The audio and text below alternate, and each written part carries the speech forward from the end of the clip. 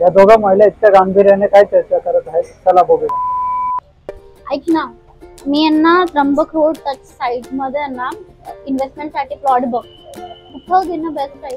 आता तुला एक सांगू का, त्र्यंबक रोडला तर जागा घेऊन फायदाच नाही, कारण कुंभमेळ्यामुळे रोडाची रुंदी वाढते, रोडाजवळची जागा त्यात गेली आहे. मग नेमकं आता कुठे इन्व्हेस्टमेंट करणं चांगलं राहील? कसं आहे ना, आता नाशिकमध्ये 60 मीटरचा रिंग रोड येतो आहे, जो नाशिकचं पूर्ण भविष्य पालटून टाकणार आहे.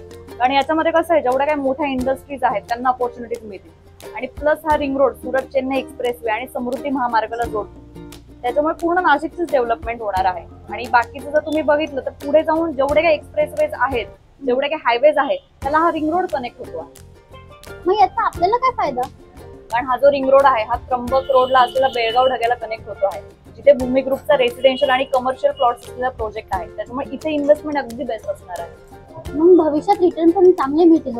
अगं नक्कीच, कारण येणारा जो कुंभमेळा आहे तो नाशिकलाच होणार आहे, त्याच्यामुळे नाशिक शहराचं अजून मूल्य वाढणार आहे आपल्याला. खरंच ग, त्र्यंबक रोड पेक्षा रिंग रोडला इन्व्हेस्टमेंट करणं खरंच चांगलं वाटतं मला. अगदीच. आणि आजच तू शिवगिरीचा प्रोजेक्ट बघून ये, नंतर उशीर झाला तर मला म्हणू नकोस, कारण इन्व्हेस्टमेंट साठी एकदम योग्य पिरियड आहे हा. हो ग, तू म्हणते तर मी नक्की जाऊन तिथं बघते. तिथं इन्व्हेस्टमेंट करणं नक्की फायद्याचं ठरेल.